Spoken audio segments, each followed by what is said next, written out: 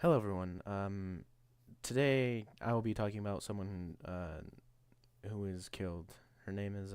Would you like to? No, no, come on, speak up. Jandra. Thank you.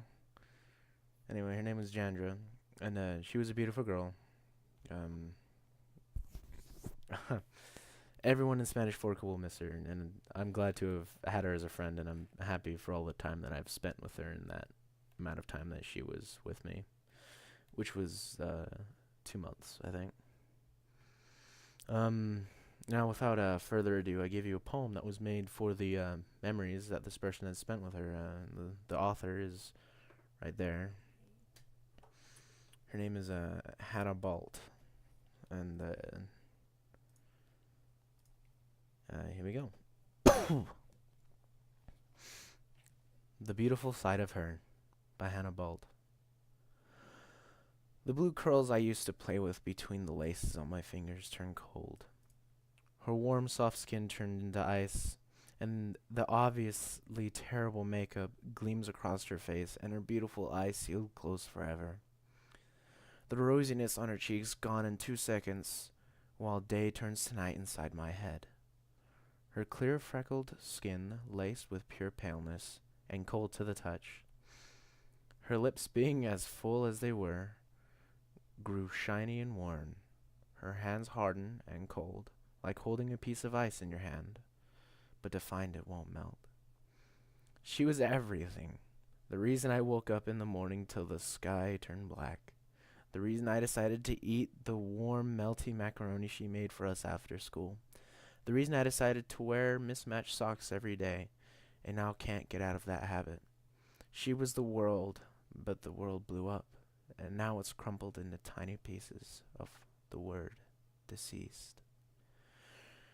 Her being the only reason I decided to feel love and cherishment, being absolutely blinded by her beauty and taken over by the words, I love you, Nana.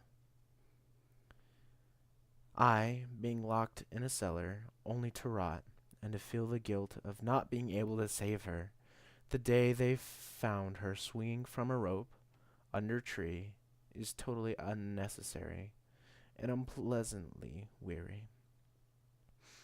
And days no longer feel light, but only darkness descending from the midnight hours, and shrunken in 45-year-old bourbon, stumbling from wall to wall trying to find that suppressing lift she used to give, but now nothing.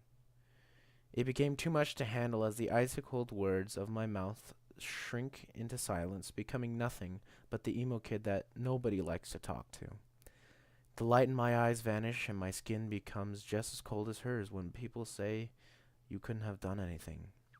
But yes, yes you could have, because the blueness of her eyes said help, the cuts on her wrists said help, and the shakiness of her voice said help. As I sit on my knees, the old memories, like a flash flood, grew over my shoulders, suppressing us into deep thoughts of the SpongeBob and macaroni while making jokes about the sponge's laugh. Combined with hers, it sounded like music. The music I fall asleep to every night because I can't handle the overcoming sound of silence. But a light comes over you like a shadow when you see her in a photo. The light grows when you see her old clothing and smell them to remember her scent. And the book she never got to finish, but you always wanted to read, stands on the shelf, waiting for you to catch it. Like the day she played Trust Fall, and you always caught her. Her laugh like echoes in your ears, and her jewelry on your neck. The color blue becoming a memory, and only you can't make something out of it. The color blue becoming a memory, and only you can make something out of it.